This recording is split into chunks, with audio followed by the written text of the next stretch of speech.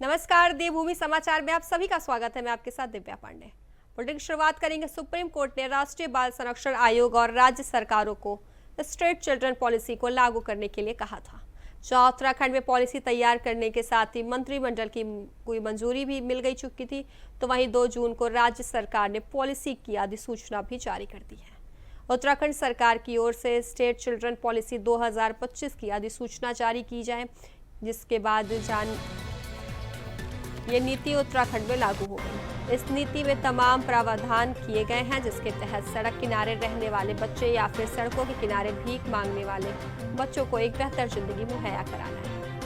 हालांकि इस नीति के लागू न होने से पहले जिला स्तर पर बच्चों के पुनर्वास और उन्हें भीख मांगने की दलदल से बाहर निकालने की पहल समय समय पर होती रहती है, लेकिन पहली बार राज्य स्तर पर स्ट्रेट चिल्ड्रन पॉलिसी 2025 लागू की गई। ऐसे में इस पॉलिसी के तहत बच्चों के लिए तमाम योजनाओं का संचालन भी किया जाएगा।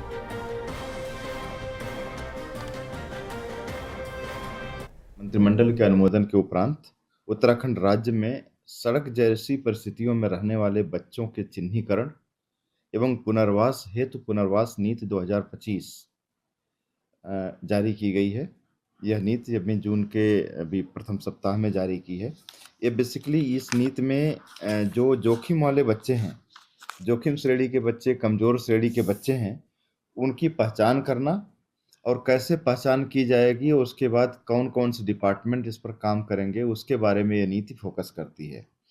जैसे जोखिम श्रेणी के बच्चों की अगर मैं बात करूँ तो कौन से बच्चे जोखिम श्रेणी में आएंगे? जिन्होंने स्कूल छोड़ दिया, आंगनवाड़ी से बाहर हैं, पारिवारिक स्थिति उनकी इस तरह की है, प्रत्यक्ष बच्चा है, तलाकशुदा विधवा महिला है, उसके बच्चे हैं, विकलांग बच्चे, परिवार में विकलांगता, खराब स्थितियों के कारण बच्चों की असुरक्षित स्थिति बनी रहती है।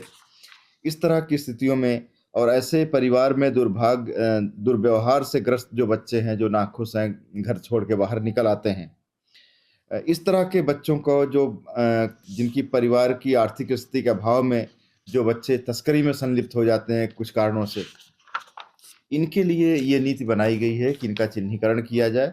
चिन्हीकरण करने के बाद इनको मुख्य धारा में लाया जाए। तो उत्तराखंड में चारधाम यात्रा इस समय अपने चरम पर है। बारिश और बर्फबारी के बावजूद श्रद्धालुओं का उत्साह कम नहीं हो रहा है। देश विदेश से बड़ी संख्या में भक्त चारधाम के दर्शन के लिए पहुंच रहे हैं। तो वहीं 30 अप्रैल से शुरू हुई यात्रा अब तक 23 लाख से अधिक श्रद्धालु दर्शन कर चुके हैं। सरकारी आंकड़ों के अनुसार 7 जून को अकेले 75,104 श्रद्धालुओं ने चारधाम यात्रा की है। इनमें सबसे ज्यादा संख्या केदारनाथ धाम के दर्शन करने वालों की रही है, जहां मुख्यमंत्री पुष्कर सिंह धामी ने मीडिया से बातचीत में बताया है कि श्रद्धालुओं की भारी संख्या को देखते हुए सरकार यात्रा को सुरक्षित, सुगम और व्यवस्थित बनाने के लिए लगातार प्रयास कर रही है। प्रशासन, पुलिस और राहत टीमें पूरी मुस्तैदी से काम कर रही है। तो वहीं श्रद्धालुओं की सुरक्षा और सुविधाओं को प्राथमिकता देते हुए व्यवस्थाओं को और बेहतर बनाया जा रहा है। जहाँ चारधाम यात्रा आस्था और व्यवस्था का संगम बनती जा रही है, तो वहीं चारधाम यात्रा पर आस्था का सैलाब उठा है।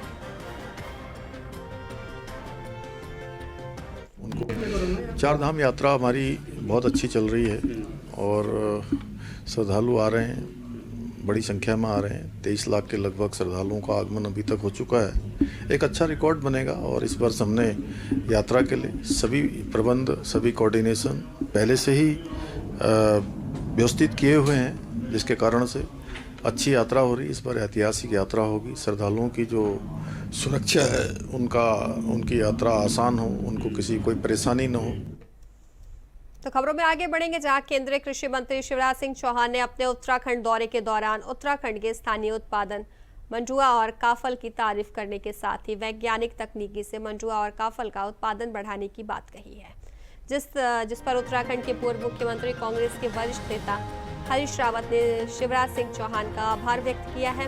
वहीं हरीश रावत का कहना है कि केंद्रीय मंत्री शिवराज सिंह चौहान के द्वारा स्थानीय उत्पादन मंडुआ और काफल का जो जिक्र किया गया है, वह उसके लिए उनका आभार व्यक्त करते हैं।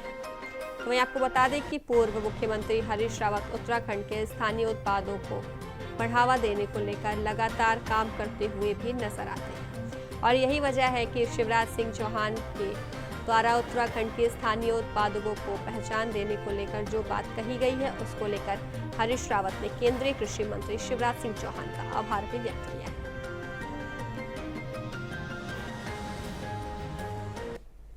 ये पहाड़ों में चमत्कार है। ऐसे फल और सब्जियां दूसरी जगह नहीं हो सकती। यहाँ के फल, अब यहाँ का सेब कश्मीर को मात कर रहा है। अब हमको ऐसी खेती बढ़ानी पड़ेगी। यहाँ का एक फल जिसकी मेडिसिनल वैल्यू बहुत है, क्या नाम है उसका, ऊपर होता है? पहाड़ों को होता है ना जिसकी, अरे कीवी तो वैसे ही कई जगह होती है। एक और बताओ कुछ है? काफल।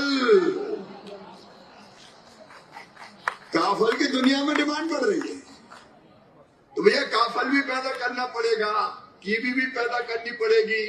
और अपनी लीची तो देख के ही मुंह में पानी आ जाता है।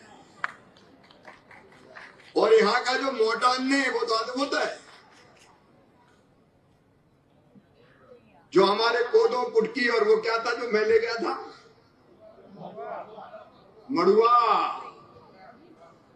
मैंने भाभी कहा था, यहां भी करूं कि हमारी श्रीमती जी ने कहा कि मैं तो मड़ुआ ही खाऊंगी और कुछ खाना ही अच्छा नहीं लगता।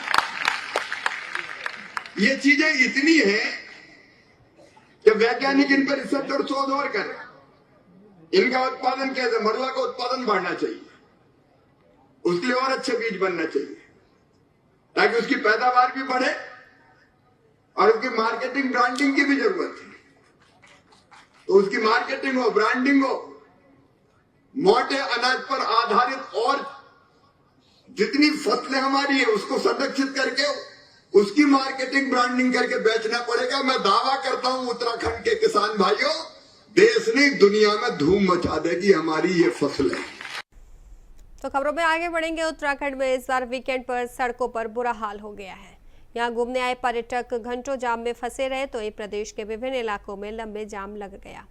देहरादून, ऋषिकेश, देहरा, मसूरी, हल्द्वानी, नैनीताल, रामनगर, कॉर्बेट, इन सभी इलाकों में कई किलोमीटर लंबा जाम देखा गया। रामनगर में जिम कॉर्बेट तक जाने वाली सड़क पर लगभग 21 किलोमीटर लंबा जाम देर रात 12 बजे तक लग रहा। ये हाल तब है जब ठीक से अभी पर्यटन सीजन शुरू भी नहीं हुआ है, जिसके बाद पर्यटन पुलिस और पर्यटन विभाग पर सवालिया निशान भी खड़े हुए हैं। क्या पर्यटक घंटों तक जाम में फंसे रहेंगे? तो वहीं उत्तराखंड में रविवार को सबसे लंबा जाम रामनगर से जिम कॉर्बेट नेशनल पार्क को जाने वाली सड़क पर लगा रहा। यह जाम लगभग 21 से 22 किलोमीटर तक पहुंच गया, जिसकी वजह से 10 से 12 घंटे तक ये जाम लगा रहा। तो वहीं इस जाम को खुलवाने के लिए लगातार पुलिस प्रयास करती रही, लेकिन पुलिस को भी इससे हटाने में पसीने छूट गए। तो ये रामनगर से 17 किलोमीटर दूर गर्जिया माता मंदिर पर हजारों की संख्या में श्रद्धालु पहुंचे हुए थे। इन श्रद्धालुओं ने अपनी गाड़ियों को बेतरतीब तरीके से खड़ा किया था, जिसकी वजह से यहाँ से गाड़ियों को निकालना तक मुश्किल हो गया था। तो वहीं इनके अलावा उत्तर प्रदेश के विभिन्न इलाकों में रामनगर घूमने पहुंचे पर्यटकों की वजह से भी जाम लग रहा है। वहीं हरिद्वार से ऋषिकेश तक भी लंबा जाम देखा गया है, जबकि देहरादून से मसूरी जाने वाले मार्ग पर भी लंबा जाम लग रहा है। दरअसल उत्तराखंड में तमाम सड़कें ऐसी हैं जो सिंगल रोड है। यहाँ वीकेंड पर जाम की समस्या बढ़ने लगी है, क्योंकि आसपास के इलाकों से काफ़ी संख्या में लोग घूमने आते हैं। इनमें रामनगर, नैनीताल और जिम कॉर्बेट समेत कई जगह शामिल है जहां पर्यटकों का तांता लगा रहता है। लेकिन अब लगातार लगने वाले जाम से पर्यटक बेहद परेशान हैं।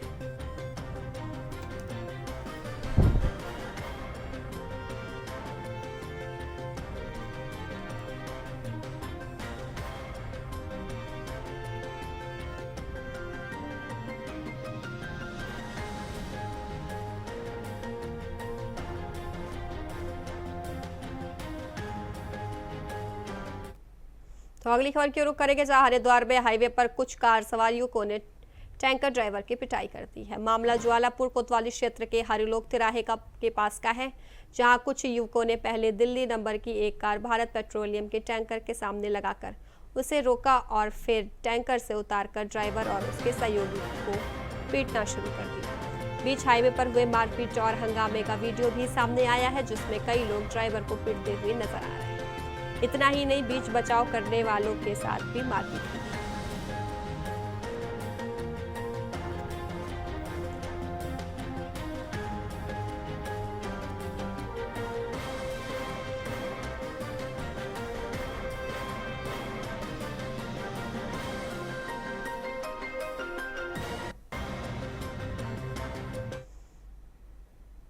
खबरों में आगे बढ़ेंगे। पौड़ी के डीएम आशीष चौहान ने 12वीं में पढ़ने वाली छात्राओं के लिए एक अनूठी पहल की शुरुआत की है। बेटी बचाओ बेटी पढ़ाओ अभियान के तहत पहाड़ की बेटियों को आईआईटी और नीट की फ्री कोचिंग की शुरुआत की गई है। इसके लिए आदर्श इंटर कॉलेज में 15 दिन के लिए कोचिंग सेंटर भी बनाया गया है, जिसमें एक्सपर्ट्स के द्वारा बालिकाओं को नीट और आईआईटी से संबंधित विषयों पर कोचिंग के साथ ही गाइडेंस दी जाएगी। इसके साथ ही जो बालिकाएं दूर दराज से कोचिंग में पहुंच रही हैं, उनके लिए भोजन की व्यवस्था भी की गई। डीएम ने कहा कि बच्चे कोचिंग में इंटरेस्ट दिखाते हैं तो इस प्रोग्राम को और बड़े स्तर पर किया जाएगा।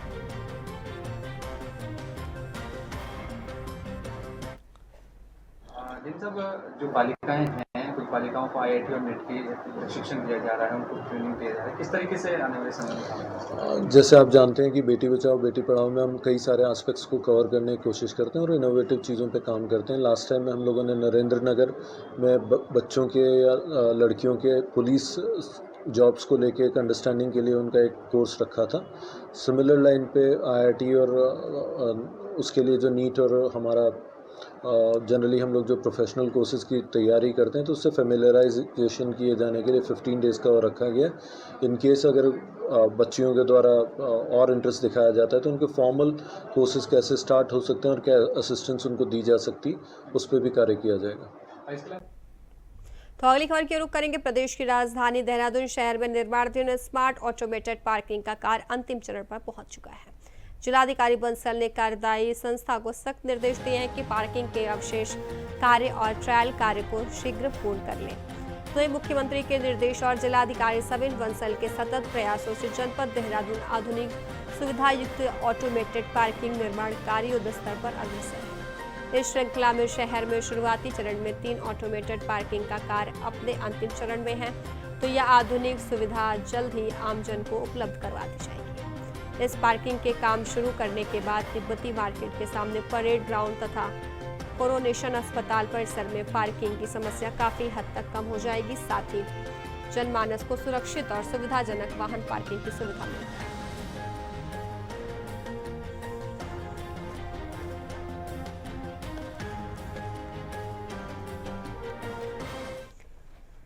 तो अगली खबर की रुख करेंगे, जहां उत्तराखंड में जातीय जनगणना को लेकर तैयारी शुरू हो गई है। 2 चरणों में यह जनगणना की जाएगी। पहले चरण में जनगणना की शुरुआत प्रदेश के हिमाच्छादित क्षेत्रों से की जाएगी।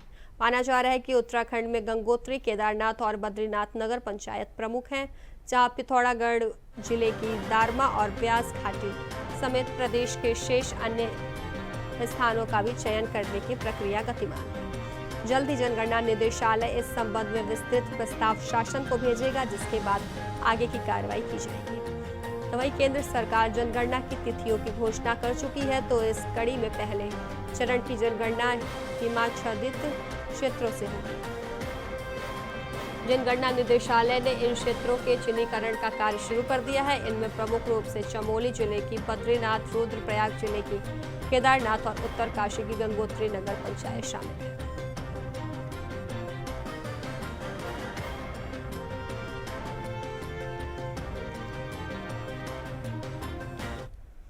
खबरों में आगे बढ़ेंगे। सीएम पुष्कर सिंह धामी ने उत्तरकाशी में विभिन्न विकास योजनाओं की आधारशिला रखी है। इन योजनाओं का उद्देश्य क्षेत्र के समग्र विकास को गति देना है। सीएम ने कहा है कि इन परियोजनाओं के पूर्ण होने से स्थानीय जनता को बेहतर सुविधाएं मिलेंगी और क्षेत्र की आधारभूत संरचना सशक्त होगी। उन्होंने यह भी कहा है कि इससे युवाओं के लिए रोजगार के नए अवसर सृजित होंगे और पलायन की समस्या पर अंकुश लगेगा। धामी ने जनता को भरोसा दिलाया है कि राज्य सरकार विकास के लिए पूरी तरह प्रतिबद्ध है। इस अवसर पर स्थानीय जनप्रतिनिधि और अधिकारी भी उपस्थित हैं।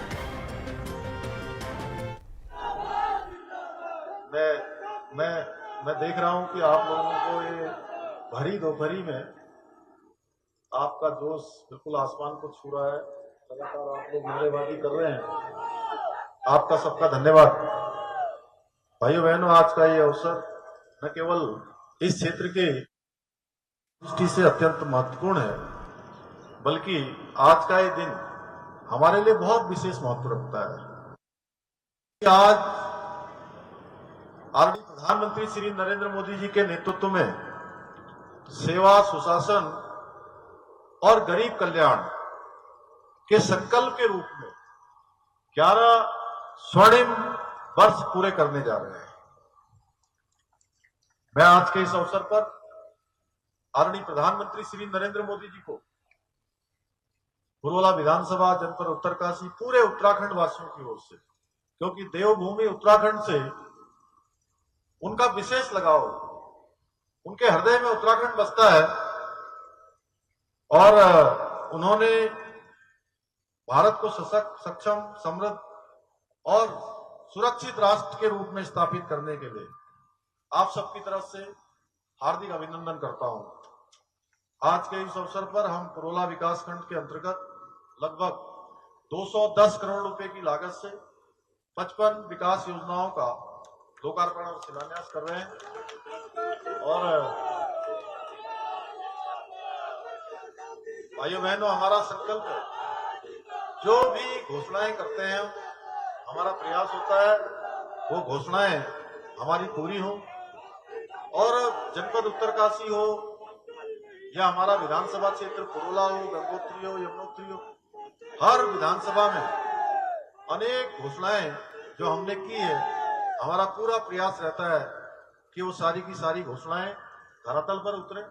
और इसके साथ साथ जिन योजनाओं का भी हम शिलान्यास करते हैं, कि जो योजनाएं हम शुरू करते हैं उन योजनाओं को बीच में नहीं छोड़ते भाइयों, उन योजनाओं का लोकार्पण भी करते हैं, उन योजनाओं को पूरा करते हैं। और मुझे बड़ी खुशी है कि आज यहाँ पर 210 करोड़ रुपए की योजनाओं का लोकार्पण शिलान्यास हुआ है। साथ ही तो ये मसूरी के माल रोड पर रविवार की रात को चॉकलेट चौक पर एक युवक ने नशे की हालत में उत्पात मचाया है, जिससे पुलिस को उसे पकड़ने में कठिनाई हुई और यातायात व्यवस्था भी बाधित हुई। तो वहीं स्थानीय लोगों ने युवक की जमकर पिटाई की है, जिसके बाद पुलिस ने उसे हिरासत में लिया है। बता दें कि नशेड़ी युवक द्वारा माल रोड पर एक दुकानदार के साथ उसकी किसी मामले को लेकर बहस हुई, जिस पर वह दुकानदार के साथ अभद्रता करने लगा, जिस पर दुकानदार और नशेड़ी के साथ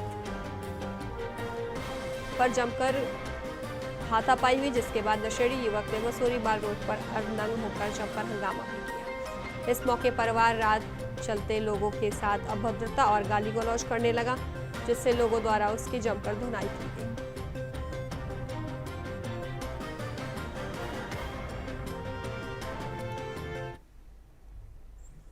तो खबरों में आगे बढ़ेंगे। खबर देहरादून से, जहां सीएम पुष्कर सिंह धामी ने उत्तराखंड भाषा संस्थान की साधारण सभा और प्रबंधन कार्यकारिणी समिति की समीक्षा बैठक की अध्यक्षता की।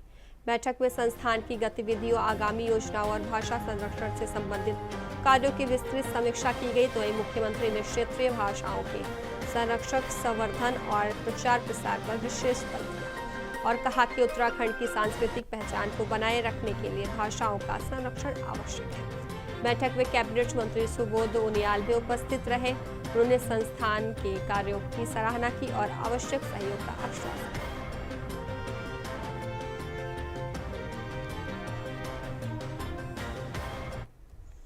तो खबरों में आगे बढ़ेंगे। आपने अब तक आमजन को तो जाम में फंसते हुए तो देखा होगा, लेकिन क्या आपने कभी एक हाथी को जाम में फंसते हुए देखा है? दरअसल ये ताजा मामला हरिद्वार से सामने आया, जहां हाईवे पर एक हाथी जाम में फंस गया, जिसका वीडियो सोशल मीडिया पर काफी वायरल हो रहा है। वहीं आपको बता दें कि वायरल वीडियो में देखा जा सकता है कि किस तरह से हाथी जाम में फंस जाता है और रास्ता न मिलने पर परेशान दिखाई देता है। वन्य विभाग का कहना है कि पानी की तलाश में हाथी हाईवे पर दिखाई दिया, क्योंकि आसपास जंगल है, इसलिए ऐसा नजारा देखा गया।